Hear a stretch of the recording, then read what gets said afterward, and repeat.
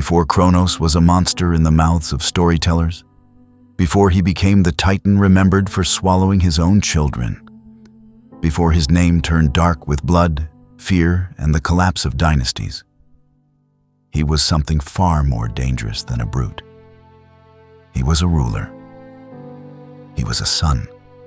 He was the first to believe that power could be held forever if it was guarded hard enough, cruel enough, and tightly enough. That belief is what doomed him. In the oldest reaches of Greek myth, where the world still feels unfinished and the heavens are close enough to bruise the earth, Kronos rises like a blade from the shadow of creation itself. He is not born into peace. He is born into violence, into rivalry, into a family that is already breaking apart before he has even taken his place among them. His father, Uranus, the vast sky stretched over everything, does not merely rule the world. He presses down on it. He fears what his own children might become, and so he buries them, hides them, crushes them back into the womb of their mother, Gaia, the earth herself. The first family in Greek mythology is not a family at all in any gentle sense. It is a wound. And from that wound comes Kronos. He is the youngest of the Titans. But youth does not make him harmless. In the ancient imagination, he is sharp-minded, patient, and already touched by the cold logic that often belongs to people who have watched too much cruelty and decided they will never be the victim of it. When Gaia turns to him for revenge, Kronos does not hesitate. He takes the sickle. He waits in the dark. He ambushes his father.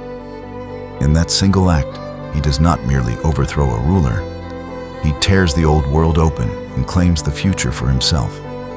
That is how Kronos begins, not as a passive heir, but as a revolutionary soaked in the first great act of divine betrayal. The sky falls. A new age begins.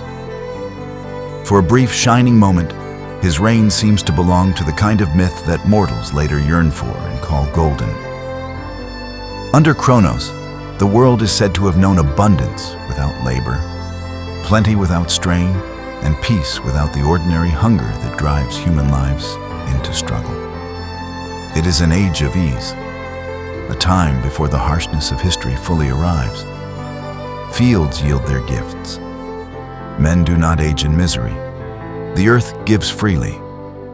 Life seems almost suspended in a kind of luminous childhood, as though the world itself is resting in the palm of a strong and dangerous hand. Yet even in myth, paradise rarely stays pure for long. Kronos' greatness is haunted from the beginning. What he took from his father by force, he now fears losing by force. The same hand that seized power begins to tremble over it. Somewhere in the deep machinery of divine destiny, a prophecy is already waiting for him. And it does not care how high his throne rises or how tightly he grips the world. One of his own children will overthrow him. One of his own children will become the instrument of his undoing. That knowledge enters him like poison, quiet at first, then spreading everywhere. From that moment forward, Kronos stops looking like a ruler and starts looking like a man trapped inside his own terror. He does what terrified kings in every age have always done when prophecy gets too close. He tries to control the future by destroying it. One by one, his children are taken from Rhea and swallowed into his own body, as if he can turn lineage itself into a prison. It is a savage image, one of the most unforgettable in all mythology. A father opening his mouth to erase his heirs, to lock away the threat of tomorrow inside his own stomach.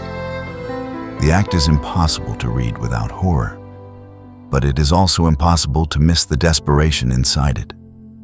Kronos is not merely violent. He is afraid. He is afraid of succession, afraid of being replaced, afraid of becoming what his father once was. A ruler cast aside by the child he failed to control. This is why Kronos endures as more than a mythic villain. He is not only the Titan with the sickle. He is the embodiment of a deeper truth that has followed power through every civilization. Rulers do not only fear enemies outside the walls. They fear what rises inside the house. They fear their own blood. They fear the next generation. They fear the moment the world no longer belongs to them. His story carries that fear in its bones. It begins in divine family conflict and ends in cosmic revolution. It moves from the overthrow of one generation to the birth of another. It is the story of a son who destroys his father and then spends the rest of his reign trying to prevent the same fate from finding him. Every victory narrows into paranoia. Every act of control deepens the coming collapse. By the time Zeus is born in secret, hidden away from Kronos' reach, the war has already begun in the silence of the household itself. The thunder of the future is still far off, but its shape is already there. That is the tragedy of Kronos. He cannot escape the pattern he helped create. He rises through rebellion. He falls through fear. He inherits a broken world, seizes it with brutality, and then discovers that the world is not a possession that can be frozen in place. Time moves. Children become rivals. Power decays. Even the mightiest ruler can become a relic the moment the next age arrives. Kronos tries to stand still against the current of destiny, and myth remembers him not because he wins, but because he fails in such a terrible and memorable way. To follow his story properly, we must begin before the betrayal, before the throne, before the prophecy, before the children in his belly and the thunder on the horizon. The story must begin with the first world, with the old gods, with Uranus and Gaia, and with the strange, bitter birth of a Titan who would come to rule the cosmos and still find himself unable to rule the future. From there, the path narrows. The family becomes a battlefield. The battlefield becomes a throne. The throne becomes a trap. And at the center of it all stands Kronos, the king who tried to outsmart fate, only to discover that fate had been waiting for him from the beginning. At the beginning of Kronos' story, the world is not yet the world most people imagine when they hear the word Greek myth. There are no marble temples gleaming in the sun, no city-states, no heroic kings with bronze armor and polished spears, no Olympian banquets echoing with music and laughter. The cosmos is older than all of that. Rougher, less settled, and far more primal. It is a place where creation itself still feels unfinished, as though the universe has only just learned how to take shape and is not yet certain what kind of place it intends to become. In this first world, the greatest powers are not gods in the later, familiar sense. They are forces, vast presences, earth, sky, sea, darkness, night. The oldest beings in Greek mythology do not rule from distant thrones of gold. They exist as the architecture of existence itself. They are the raw materials of reality, and from them comes the first great divine family. At the heart of that family stands Gaia, the earth, immense and fertile, the living ground from which everything grows. She is not merely a mother in the ordinary sense. She is the world beneath every footstep, the body that bears all things, the deep and ancient power that holds life in place. Beside her is Uranus, the sky, stretched above everything like an endless ceiling of blue and storm and starlight. Together, they are the first great union of cosmic powers, and from their union comes a generation unlike any that follows. They do not birth children in the gentle, human sense. They bring forth beings as immense and unnerving as the powers themselves. The Titans are among the first of these children. They are not weak. They are not mortal. They are not figures to be pitied. They are colossal, elemental, and already marked by the grandeur and violence of primordial creation. Greek storytellers remembered them as beings of terrifying magnitude, children of the first world, shaped before the lines between divine authority and rebellion had even been fully drawn. They belong to an age when the universe still favors strength over law, force over order, and power over mercy. And among them is Kronos. He is not the eldest. He is not the most obviously radiant.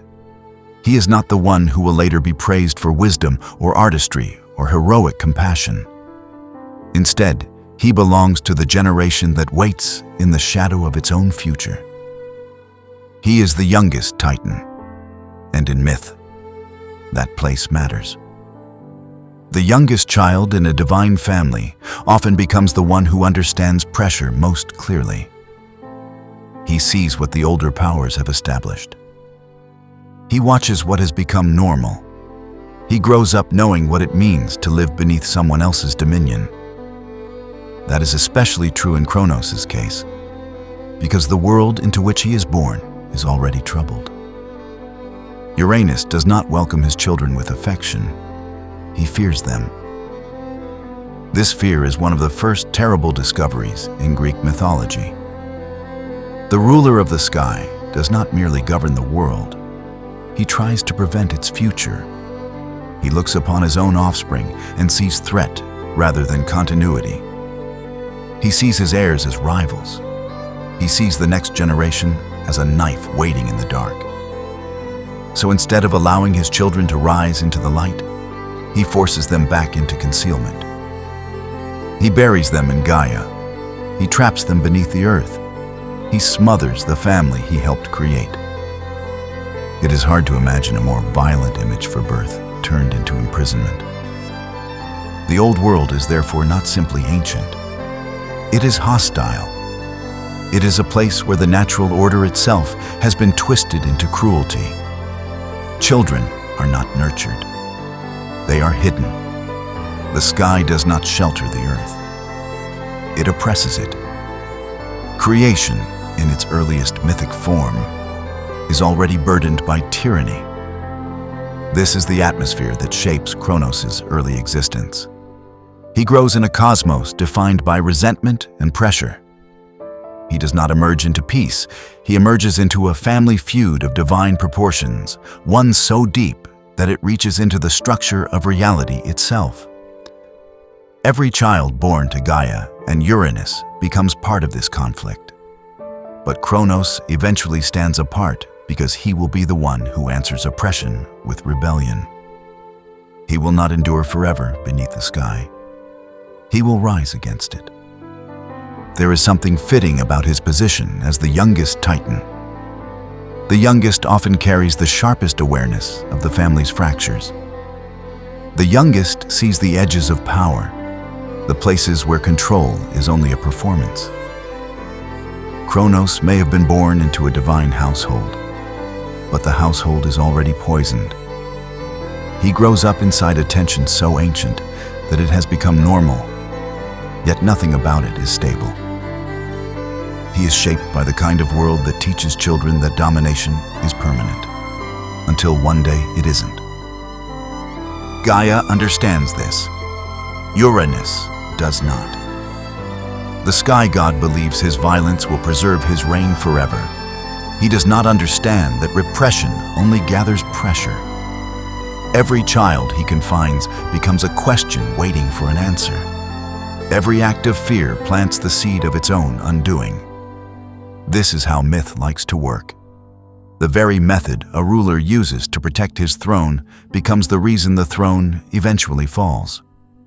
Kronos is born into that pattern before he is even old enough to name it. When the Titans are described in later tradition, they are often presented as a class of beings larger than the gods who come after them. Older in spiritual gravity, rougher in shape, more primal in temperament. They are connected to immense natural forces, to abundance, to earth and fertility and elemental law. But that broad description should not hide the emotional truth of their story.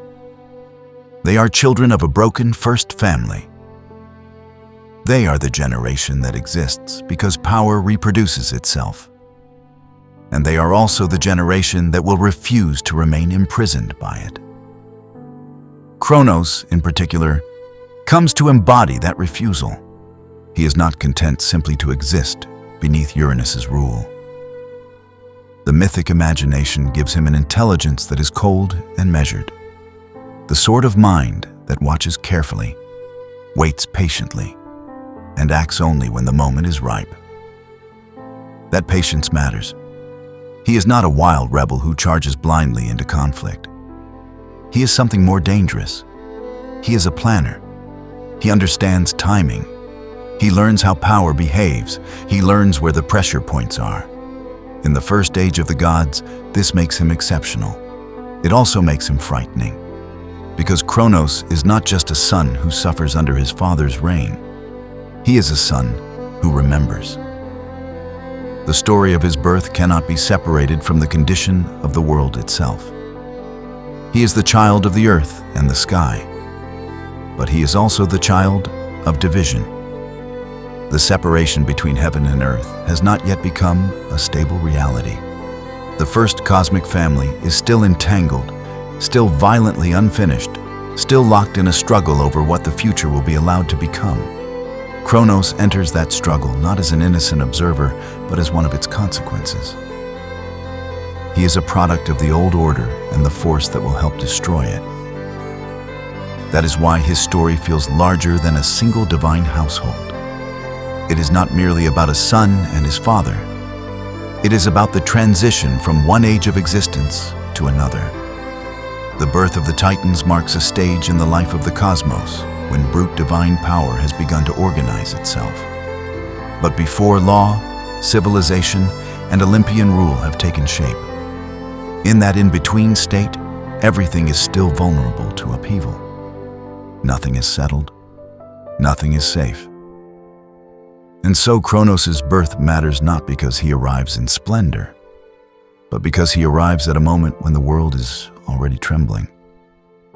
He is born into a universe where no one trusts succession. No one welcomes replacement. No one believes the next generation will be kinder than the last. That atmosphere of suspicion is the seedbed of everything that follows. It explains why Uranus hides his children. It explains why Kronos will later fear his own offspring. It explains why the gods of Greek myth so often behave as though family itself is a battlefield. In this first world, bloodline is not a comfort, it is a threat. And yet the Titans are not merely symbols of conflict. They are also the memory of a more ancient kind of power, one that precedes the neat divisions of later divine rule. They belong to a time when the forces governing the cosmos are not yet moralized, not yet softened by order, not yet arranged into a hierarchy with clear loyalties and recognizable roles. Kronos comes from this older, darker, more elemental environment.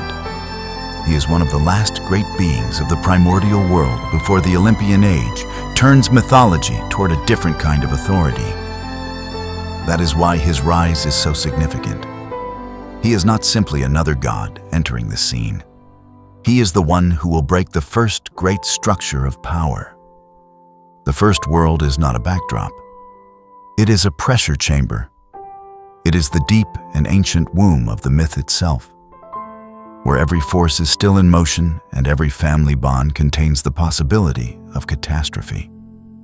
From within that world, Kronos begins to take shape, not as a king yet, not as a father yet, not even as a rebel fully formed.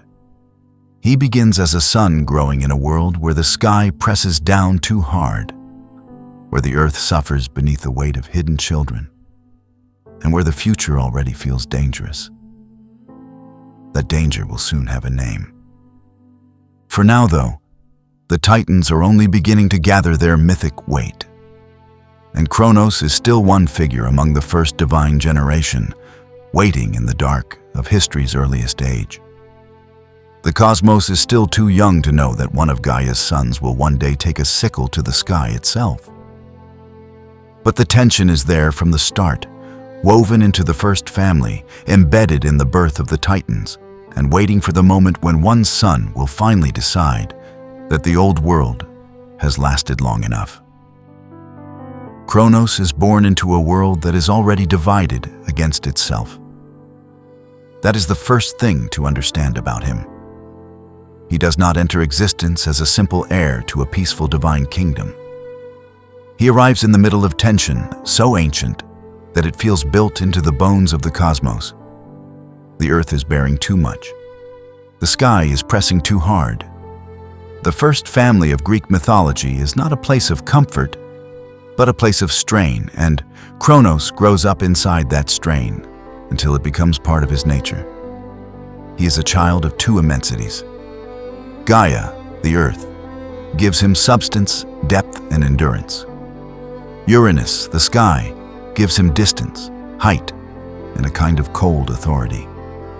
In mythology, those parent figures are not merely characters. They are the vast conditions of existence itself. And Kronos is born from their union at a moment when their relationship has already turned poisonous. He is the offspring of creation and conflict at once. He is not detached from the first world. He is shaped by it, and that shaping is severe. The myths do not linger over his infancy in the way later stories linger over Zeus. Kronos does not receive the tender treatment of a hidden child raised among loyal attendants and mountain nymphs. He is one of the earliest divine children, part of a generation too immense to be treated with human delicacy. Because of that, the impression he leaves is less that of a baby than of a force in waiting. He is not remembered for softness. He is remembered for potential. Even before he acts, there is something in him that suggests pressure, patience, and latent violence. That is part of what makes him so striking in Greek mythology. He is not usually presented as a chaotic destroyer in the wild, uncontrolled sense. He is deliberate. He is measured. He seems to understand that power belongs not only to the loudest figure in the room, but to the one who can wait longer than anyone else. His mythology gives him the temperament of someone who watches more than he speaks, someone who studies the movement of power before deciding when to strike. In that sense, Kronos already feels old before he has fully risen. As the youngest Titan, he occupies a position that carries a particular kind of mythic tension. The youngest child often inherits more than the older ones, because the youngest is the one who comes last, who sees the full pattern of the family before stepping into it. Kronos is born into a house already filled with resentment. Uranus has grown afraid of his own children, and that fear has made him cruel. Gaia suffers beneath the burden of the children she carries and cannot freely release.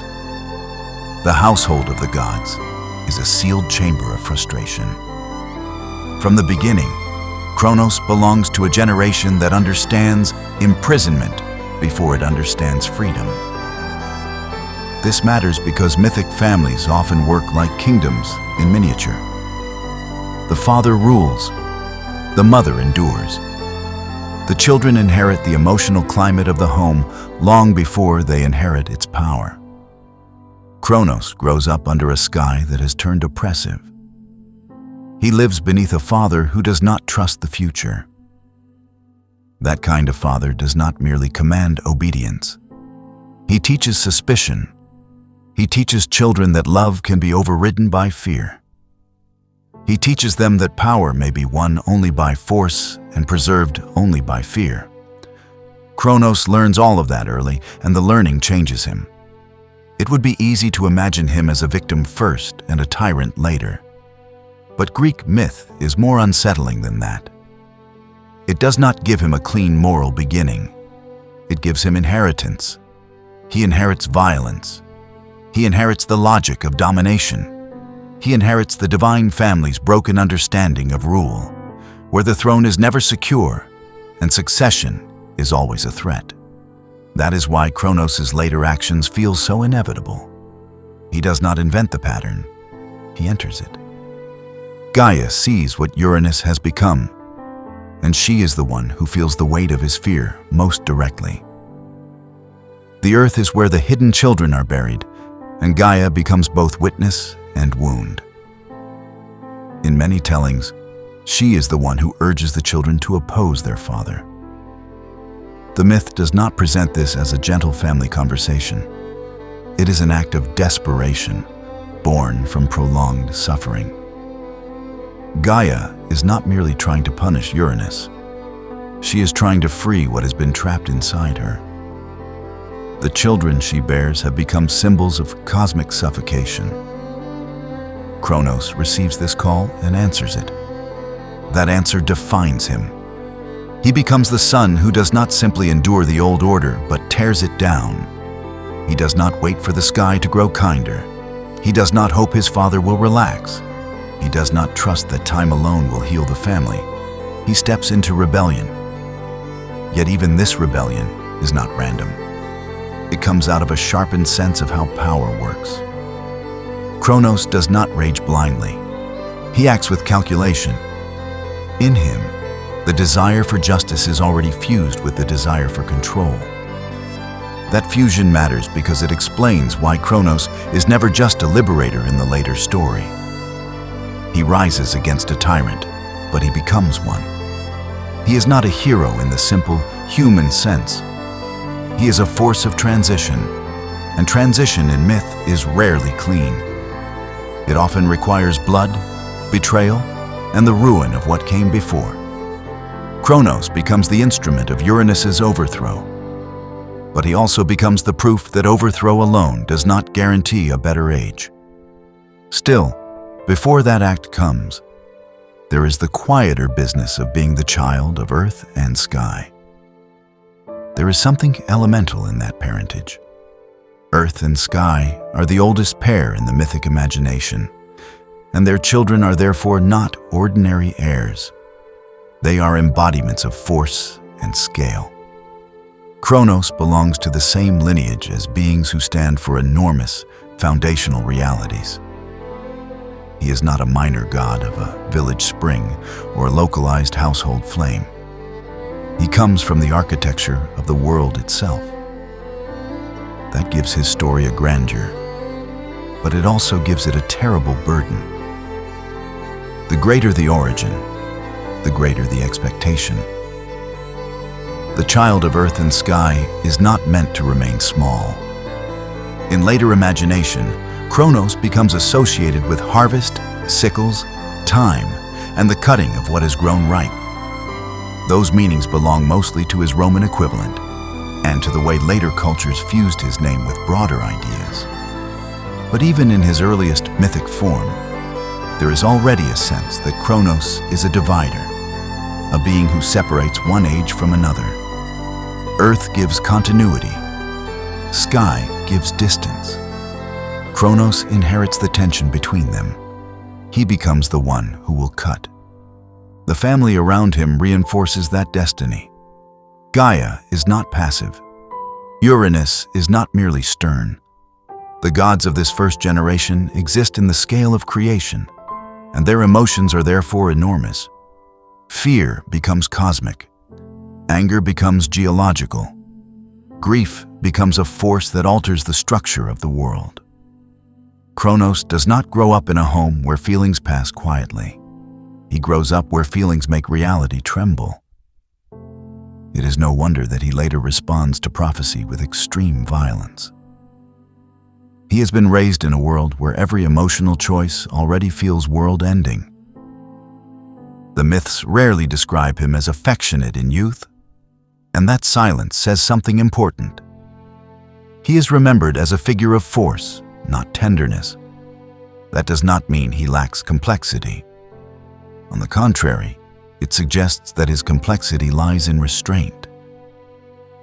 He is the kind of figure who can hold emotion inside himself until it hardens into decision. Such characters are often the most dangerous in myth because they do not broadcast their intentions. They accumulate them. By the time the central rebellion against Uranus begins to form, Kronos is no longer simply a child watching events unfold.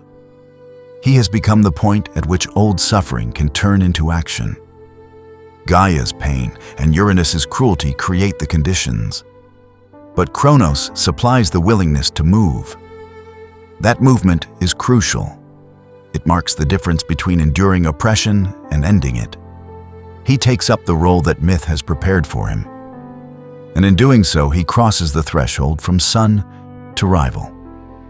The title, Child of Earth and Sky, therefore means more than lineage. It means contradiction. Kronos belongs to both stability and conflict. Earth suggests grounding, fertility, and nurture. Sky suggests sovereignty, elevation, and control. He inherits both, but he will not reconcile them. Instead, he will let them collide. The result is a ruler who can build an age of abundance and still fear every shadow that crosses his throne. This is the seed of the tragedy. At this stage in the story, he has not yet committed the act that will make him infamous. He has not yet raised the sickle. He has not yet become king. But the shape of the future is already visible in him. He is the child shaped by a father's tyranny and a mother's suffering. He is the son who learns that power can be brutal before he ever learns it can be legitimate. He is the youngest Titan, but in emotional terms, he is already older than the world he inhabits. He has seen too much of how divine families behave when fear takes over. And because he has seen it, he will repeat it. That is the dark logic of his mythology. Kronos is both a response to oppression and a carrier of it. He is born from earth and sky. But what truly defines him is the unresolved struggle between those great forces. Earth wants release. Sky wants control. Kronos stands between them, and in that place between pressure and possibility, he becomes the figure who will soon strike the first great blow against the old order. Every age of power contains a moment when fear disguises itself as strength. For Uranus, that moment had arrived long ago. From his position above the world, the sky god believed he had secured his reign. He had confined his children, suppressed potential rivals, and forced the future into silence. To him, power meant permanence. If the next generation could not rise, then the current generation could rule forever. It was a simple calculation, and one that countless rulers throughout history would later make for themselves.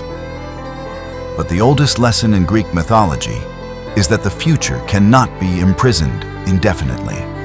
The harder Uranus pressed down, the greater the pressure beneath him became. And no one felt that pressure more than Gaia. The earth had once been a source of endless creation. Life emerged from her. Mountains rose from her body. Seas stretched across her vastness. She was the foundation of existence itself. In the imagination of the ancient Greeks, Gaia physically endured the agony of carrying children who could not emerge into the world. Uranus's fear had transformed motherhood into imprisonment. Every day the pain grew. Every day resentment deepened. Every day the earth remembered what the sky had done. For a long time, she endured it. Then she decided that endurance was no longer enough. The decision would change the cosmos forever. Gaia understood something Uranus did not. Power built on fear often appears strongest just before it breaks. The sky god believed his authority was absolute because no one openly challenged him. What he failed to see was that silence is not always obedience. Sometimes silence is preparation. Deep within herself, Gaia began to formulate a plan. It was not a plan born from ambition. It was born from desperation. The earth would no longer tolerate the imprisonment of her children. The old order had become unbearable. If the future was to exist, Uranus had to fall. According to the myths, Gaia fashioned a weapon unlike any the cosmos had yet seen. A sickle, not a sword, not a spear, a curved blade. Its shape is significant. A sword kills, a spear pierces, but a sickle cuts and separates. It is a tool associated with harvest, with the dividing of what has grown ripe enough to be gathered. In the hands of Gaia, it became the instrument that would separate one age of the world from another. The weapon gleamed with purpose. The earth then turned to her children. One by one, she appealed to them. One by one, they hesitated. The Titans were powerful, but Uranus was still their father. He was still the sky itself. To challenge him meant risking everything. Defeat would be catastrophic. Even victory would carry consequences impossible to predict. Fear spread through the family. No one stepped forward. Until Kronos. The youngest Titan listened to Gaia's proposal. He listened to her suffering. He listened to her anger. And then he accepted the blade. That single decision transformed him forever. Until that moment, Kronos had been a son living beneath his father's shadow. Now he became something else. A conspirator, a rebel, a future king. Most importantly, he became the first divine child willing to act against the established order. The myths rarely describe his emotions in detail, which leaves room for interpretation. Was he motivated by compassion for Gaia? By outrage at Uranus's cruelty? By ambition? By resentment accumulated over countless ages? Perhaps it was all of these things. Human motives are rarely pure. Mythological motives are even less so. What matters is that Kronos agreed. The plan moved forward. The universe held its breath. Then came the night of the ambush. Ancient storytellers imagined it as a moment of immense tension.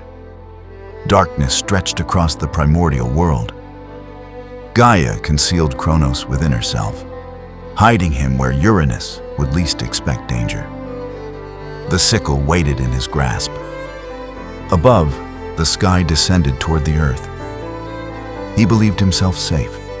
He believed his authority unquestioned. He believed the future remained trapped beneath him. He was wrong. At the appointed moment, Kronos struck. The attack was swift, violent, final. The sickle flashed. The old order shattered. In most versions of the myth, Kronos castrated Uranus, severing the source of the sky god's generative power. The act was brutal even by the standards of Greek mythology. Yet it carried profound symbolic meaning. This was not simply an assault against a father. It was the destruction of a ruler's ability to perpetuate his domination. Uranus had tried to prevent succession. Now succession had arrived with a blade. The scream of the sky echoed across creation. Blood fell upon the earth. The consequences rippled outward immediately. From the drops of divine blood sprang new beings.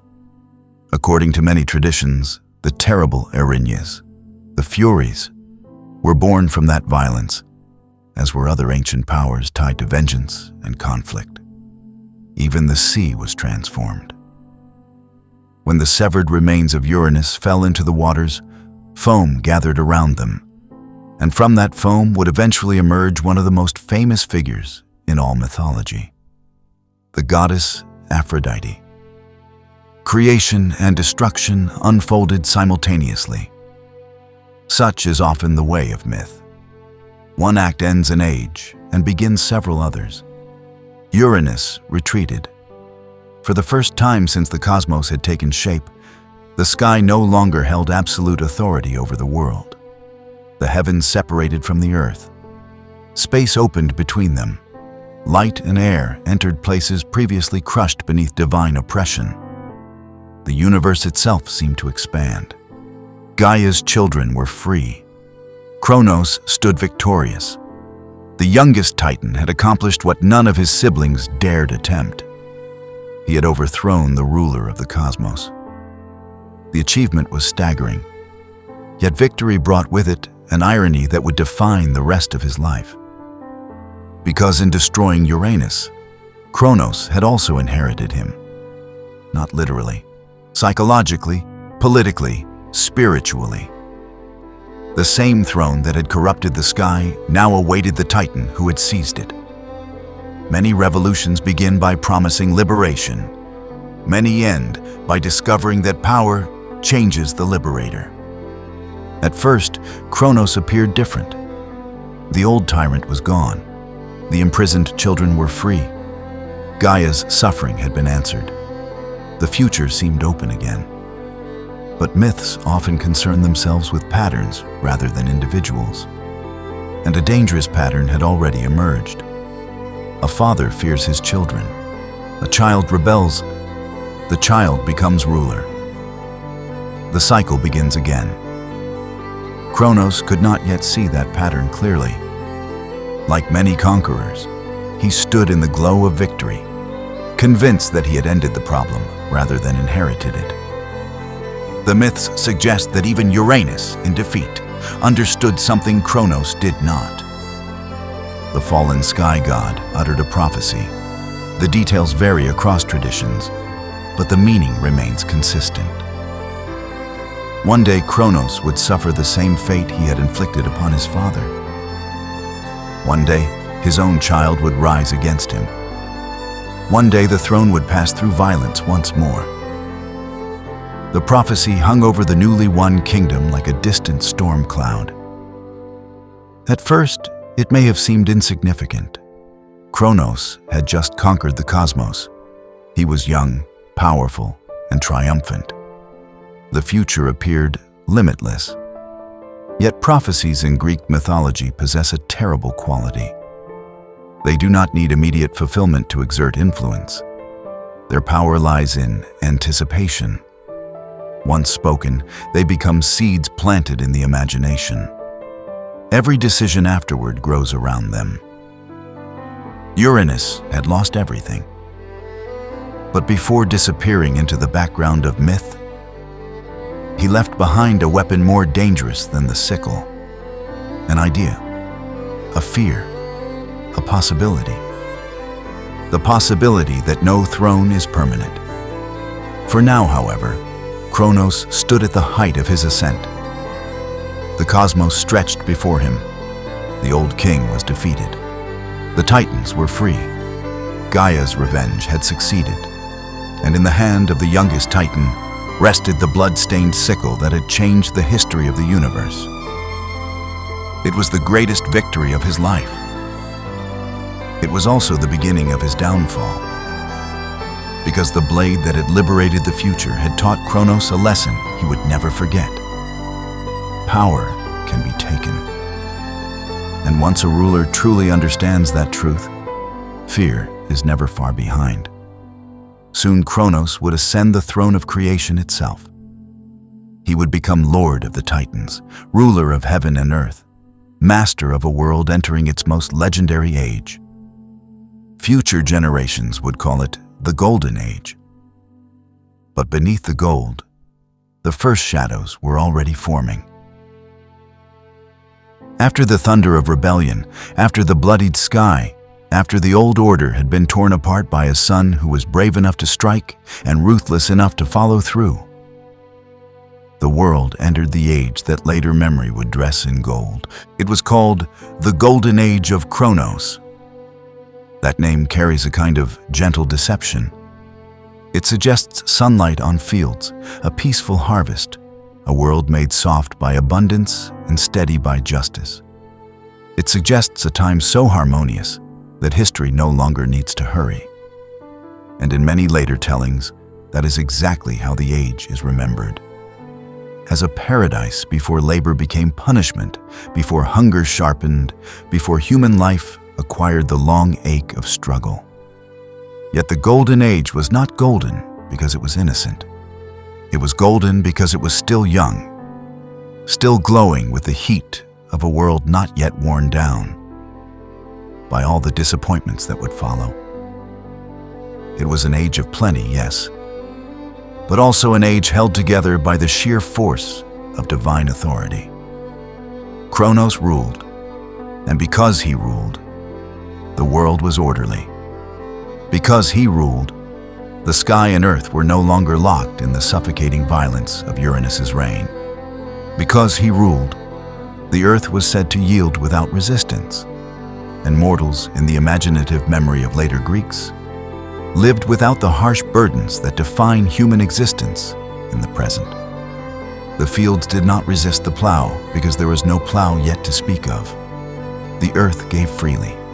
Fruit ripened without strain. Grain stood ready. Time moved, but it did not yet grind the soul raw.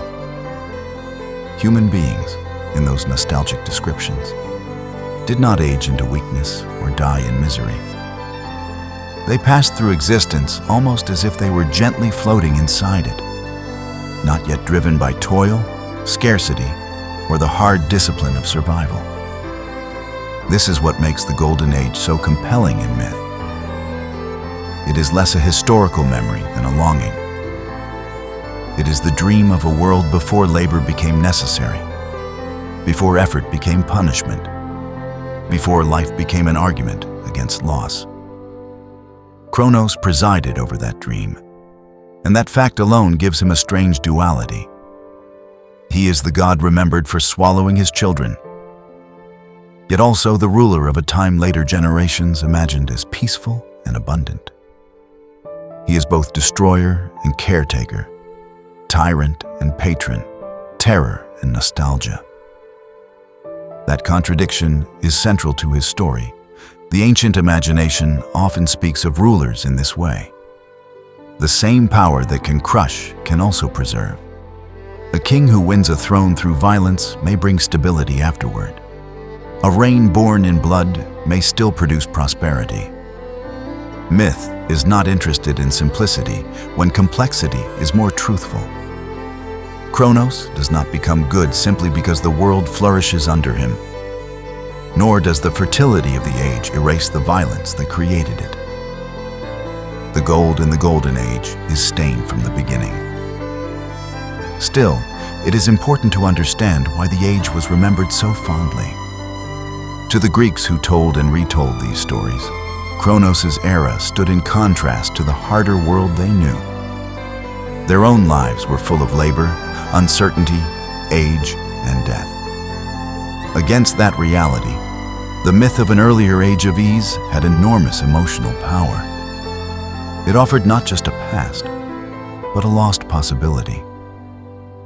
People imagined that once, long ago, existence had been simpler, more generous, less brutal.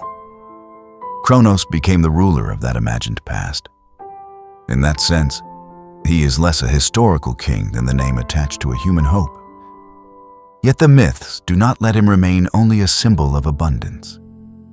Even in the Golden Age, he remains Kronos, the titan who knows what it means to take by force and to rule by fear. The peace of his reign is therefore unsettling. It is not the peace of mutual trust. It is the peace that comes after a decisive overthrow, when no one yet dares challenge the new order. The air may have felt lighter after Uranus fell, but the architecture of power had not changed as much as it seemed. The throne was still a throne. The ruler was still a ruler. The question of succession still waited, silent and lethal. That is what gives the Golden Age its tension. From a distance, it looks like paradise. Up close, it is a pause before prophecy catches up. Kronos reigns over a world in which violence has been suspended, not erased. The old tyrant is gone. The new ruler has not yet been tested by the demands of inheritance. Everything appears settled because no one has yet spoken the next terrible truth aloud. But the very condition of Kronos' rise makes his position fragile. He knows better than anyone that power can be overthrown. He has done it himself. The fact that he has conquered his father does not inspire confidence. It creates panic. That panic begins quietly. At first, it may have shown itself only as vigilance. A ruler watches his court carefully. He notices who lingers too long. He pays attention to omens. He weighs dreams. He asks who might be plotting. Such habits are common among kings. But in Kronos, they deepen into a dread that becomes the hidden machinery of his reign. He cannot forget that he rose by destroying a father. He cannot avoid the thought that one day a child may destroy him. The Golden Age therefore glows with the warmth of prosperity, while cold fear moves underneath it. The mythic world under Kronos may seem serene, but serenity and safety are not the same thing. A garden can be lush and still be fenced. A kingdom can be prosperous and still be haunted. A ruler can preside over abundance while secretly fearing the future. And Kronos, more than any of the Titans, is the ruler who cannot relax into what he has won. He is too aware of the way the universe works. He knows that power never rests long in one set of hands. He knows that generations move. He knows that children become rivals. He knows that the old order did not survive its own fear. And he has every reason to suspect that his own order may follow the same path. The Golden Age is therefore not simply an age of plenty. It is also the calm before the catastrophe that makes Kronos unforgettable. Some myths describe the time as one in which gods and mortals lived in closer harmony, as though the boundary between heaven and earth had softened under his rule. Others emphasize the ease of human life, where death had not yet become the terrible interruption it later would be. In all these versions, Kronos' reign feels suspended in a mythic haze, a memory so far removed from ordinary existence that it almost belongs to another species of time. That is fitting, because Kronos himself begins to move beyond ordinary time. Later tradition will associate him with the devouring nature of time, the force that consumes all things. That association is not fully present yet in the oldest layers of the myth.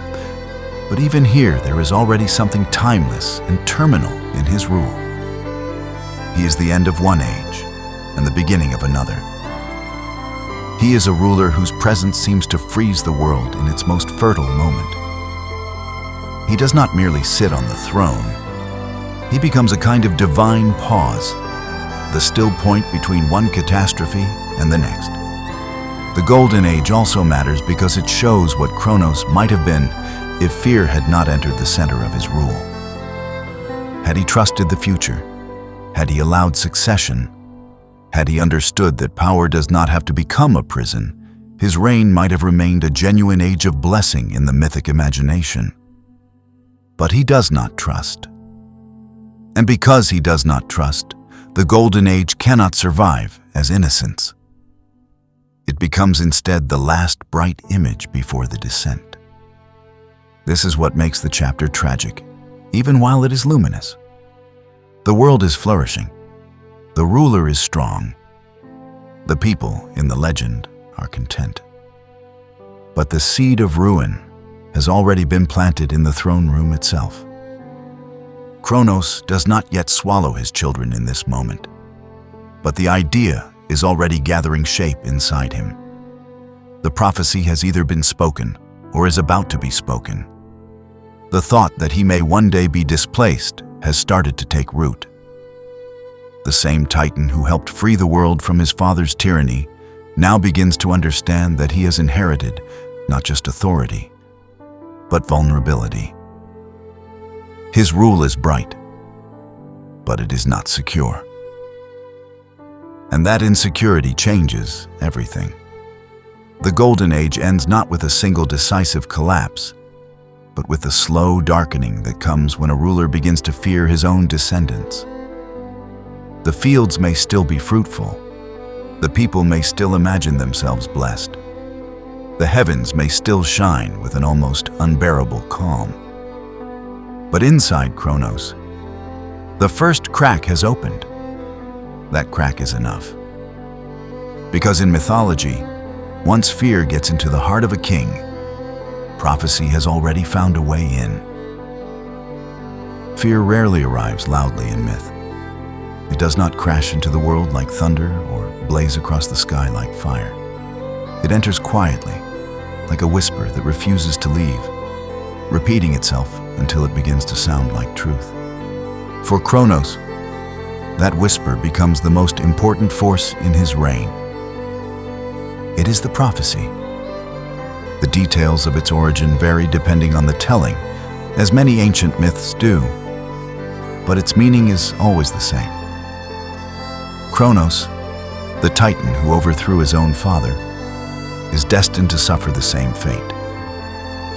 One of his children will rise against him. One of his children will end his rule. One of his children will repeat the cycle that began with Uranus and Kronos himself. In that single idea, the entire structure of his world begins to shift, because prophecy in Greek mythology is never passive. It does not simply describe the future. It enters the present and begins to reshape it. At first, Kronos does not act. The Golden Age continues in its quiet abundance. The earth still produces its gifts. The world still seems stable. The throne still holds. Nothing outwardly changes. But inwardly, something has already cracked open. Kronos, who once moved with the patience of a planner and the calm of a conqueror, begins to think differently about time itself. The future, which once felt like a space of expansion, now becomes a threat. He begins to look at succession not as a natural process, but as a danger waiting to be born. In the mind of a ruler, there is a fragile balance between confidence and paranoia. Kronos crosses that line without fully noticing. He has already lived the experience of overthrowing a father. He knows that divine authority is not permanent. He knows that strength does not guarantee survival. The prophecy does not introduce a new fear so much as it gives shape to one that was already forming inside him. And once shaped, fear becomes actionable. The question is no longer whether the prophecy is true. The question becomes how to prevent it. This is where Kronos changes. Not suddenly, not dramatically, but decisively. He begins to imagine that the future can be controlled through elimination. If succession is the mechanism by which rulers are replaced, then succession must be stopped. If children are the vessels of that replacement, then children become dangerous. If prophecy says one of his children will overthrow him, then the simplest solution, in the logic of fear, is to ensure that no child ever becomes capable of fulfilling it. It is a conclusion that feels rational only inside a mind already consumed by dread. In Greek myth, this is a familiar descent. Rulers who fear replacement often turn against the very thing that gives them continuity. The throne becomes a fragile object rather than a seat of stability. The family becomes a battlefield rather than a lineage. Kronos, who once participated in the overthrow of Uranus, now finds himself thinking like the very kind of ruler he once destroyed. The irony is immediate, even if Kronos himself does not yet acknowledge it. He becomes the thing he opposed. The prophecy does not create the tragedy, it reveals it. The earliest tension of Kronos' reign had already contained the possibility of this outcome.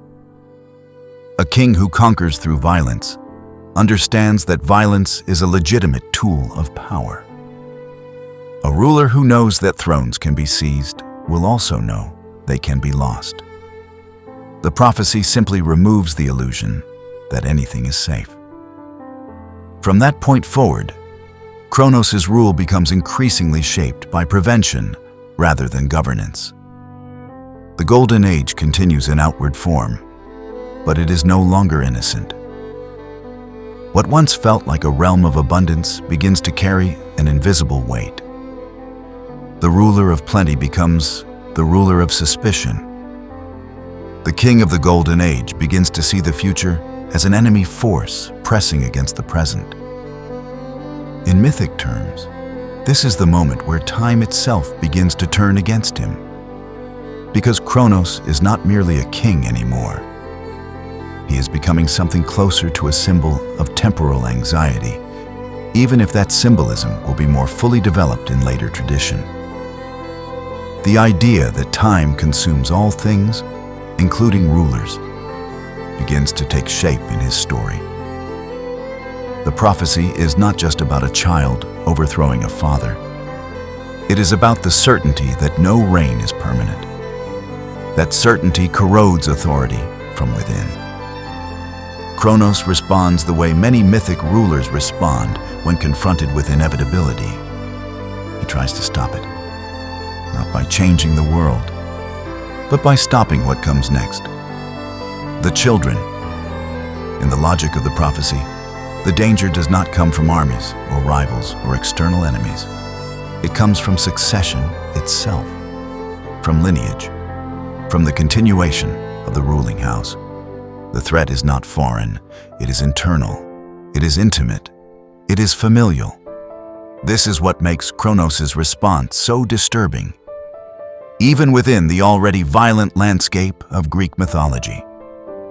He turns against his own future.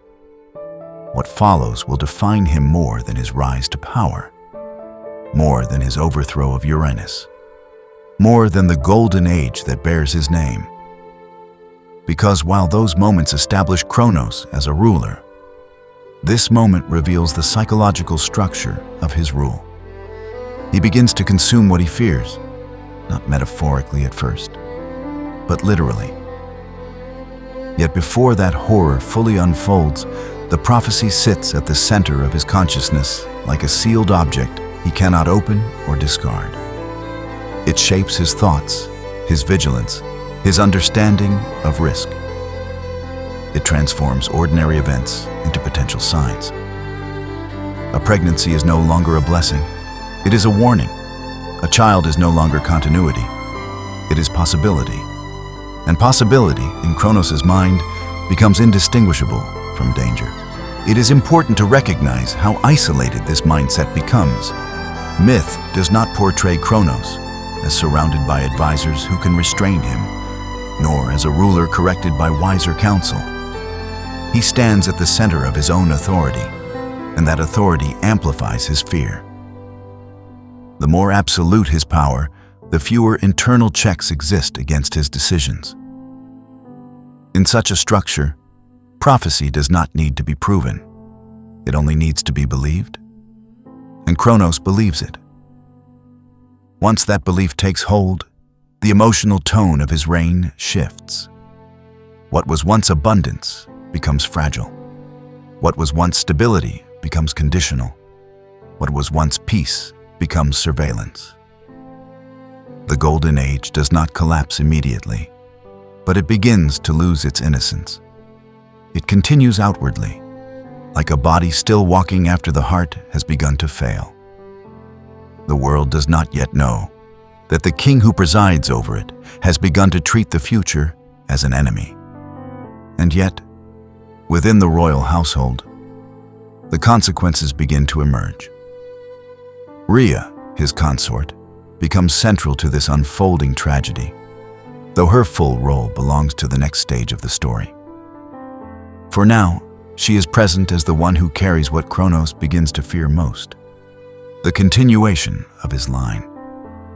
The children she will bear are not yet victims, but they are already marked by prophecy. They exist under a shadow before they even enter the world. Kronos is not yet the devourer of his children in action, but he has already become their enemy in thought. The act will follow the belief. The horror will follow the fear. The myth will move from prophecy to behavior, from prediction to fulfillment. And once that line is crossed, there is no return to the Golden Age. Only its memory remains, a memory already beginning to darken at the edges. In every great collapse of divine order, there is usually a figure who does not fit neatly into the categories of ruler or rebel, victor or victim. Someone who exists in the narrow space between endurance and refusal. In the story of Kronos, that figure is Rhea. She's often introduced simply as Kronos' consort, the Titaness who shares his throne and bears his children. But that description is too small for what she becomes. Rhea is not only part of the divine household. She is the point at which the household begins to fracture from within. If Kronos represents fear turned into authority, then Rhea represents suffering that refuses to remain silent. Her presence changes the emotional weight of the myth. Because until this point, Kronos' story has been shaped by cosmic conflict and political upheaval. Uranus falls, the Titans rise. A golden age spreads across the world. A prophecy enters the throne like a slow poison. But with Rhea, the story becomes intimate again. The scale narrows from the cosmos to the body, from the throne to the womb, from abstract power to lived consequence. It is here that mythology becomes deeply human in its emotional structure. Rhea is the one who carries what Kronos fears most: the children.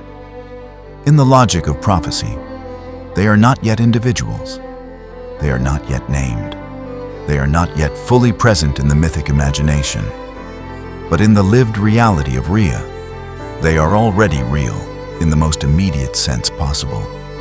They are life growing within her, life she is bound to, life she cannot detach from without destroying herself. Where Kronos sees threat, she experiences connection. Where he sees replacement, she experiences continuation. This is the first great emotional division in their story. Kronos' fear is abstract, future-oriented, and defensive. Rhea's reality is physical, present, and irreversible. And between those two perspectives, the tragedy begins to take shape.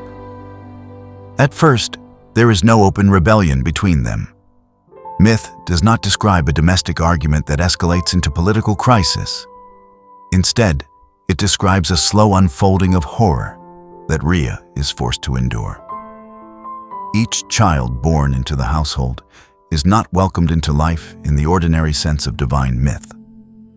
Instead, each birth becomes a moment of tension, as if existence itself is waiting to see what Kronos will do next. The household of the king of the Golden Age becomes a place where joy cannot fully settle, because something is wrong at the center of it. Kronos, bound by the prophecy, begins to respond to each birth in the same way. The pattern becomes inevitable. The child is born. The child is taken. The child disappears into the body of the father, as if erased from the structure of the world itself. Rhea witnesses this, again and again and again. Each repetition does not simply add grief. It transforms grief into something heavier, something closer to recognition of a system that cannot be appealed to. In mythic terms, this is how resistance begins, not as a single act of defiance, but as the accumulation of unbearable repetition. Rhea is not portrayed as immediately overthrowing Kronos or confronting him in open battle. That would belong to a different kind of myth. Instead, her resistance grows in a quieter, more strategic way. It is shaped by loss, but also by understanding. She begins to recognize that Kronos is no longer acting as a husband or father in any meaningful sense. He is acting as a ruler, consumed by fear. And fear, once institutionalized in a god, does not respond to persuasion. It only responds to disruption. The tragedy of Rhea is that she exists inside the system she must resist. She cannot leave the divine order. She cannot step outside the myth. She cannot simply remove herself from Kronos' authority. Instead, she must work within the only space available to her: deception, timing, concealment, and endurance. That is what makes her resistance so significant. It is not rebellion in the heroic sense of open warfare. It is survival transformed into strategy. The myth does not present Rhea as powerless, even though she suffers. Instead, it places her in a position where power must be redefined. Kronos holds the throne, the authority, and the fear-driven mechanism of control. Rhea holds something more subtle but equally essential: knowledge of life itself. She understands birth in a way Kronos never can. She understands what it means to carry a future within oneself, even when that future is threatened. In this sense, she becomes the guardian of what Kronos is trying to destroy. The continuation of lineage, the possibility of change, the arrival of the next age. As the pattern of devouring continues, the emotional distance between Kronos and Rhea widens. The household becomes less like a partnership and more like a structure under silent siege. Kronos' authority remains intact outwardly, but inwardly it is defined increasingly by repetition and dread. Rhea's presence becomes defined by what she has seen and what she knows will happen again unless something changes. The myth builds tension not through dialogue, but through inevitability. Each child is a reminder. Each disappearance is a confirmation. Each silence deepens the fracture. Rhea does not forget. And in myth, memory is often the first form of resistance that matters. What she begins to understand is that Kronos cannot be convinced to abandon his fear. It is not a temporary state. It is the foundation of his rule. To remove the fear would be to remove the logic that holds his kingship together. He believes he is preserving his reign by preventing prophecy. Rhea sees that he is destroying his future to protect an illusion of permanence. This is where her resistance begins to take shape in a more deliberate form, not yet as open defiance, but as preparation. If Kronos cannot be changed, then the outcome must be changed without him knowing. The myth begins to shift its focus toward a coming child who will not be subjected to the same fate as the others. But before that future can arrive, Rhea must endure the full weight of what has already been lost. Her grief is not decorative in the myth. It is structural. It is what pushes the story forward. It is what turns prophecy into action. Without Rhea's suffering, there is no urgency. Without her resistance, there is no counterforce to Kronos' fear. She is the emotional counterbalance to divine paranoia. And that balance is what keeps the myth from becoming one-dimensional. Even within the Golden Age, which still lingers in the background like a fading light, Rhea's experience suggests that paradise is unevenly distributed. The world may still be abundant, but the divine household is not. The outer world reflects order. The inner world reflects fracture. That contrast becomes one of the defining tensions of Kronos' reign. Because no golden age can remain golden if it is built on silence inside the throne room. Rhea's story also introduces a quieter question that will become central to everything that follows. What does resistance look like when power is absolute? In mortal revolutions, resistance can take the form of armies, speeches, or open revolt. In divine mythology, where authority is cosmic and fear is totalizing, resistance must take different shapes. It becomes concealment. It becomes substitution. It becomes timing. It becomes patience stretched to its breaking point. Rhea will not confront Kronos directly in the manner of a battlefield challenger. Instead, she will challenge him through the one thing he believes he can control completely: the outcome of his own prophecy. That challenge is already forming. It is not yet visible to Kronos, but it is becoming visible to the structure of the myth itself. And in Greek mythology, when resistance begins to take shape beneath the surface of divine authority, collapse is never far behind. Rhea is the quiet turning point of Kronos' reign. From her suffering, the next age begins to approach. From her endurance, the first real break in prophecy will emerge. And from her resistance, the child who will end the Golden Age is already on the way.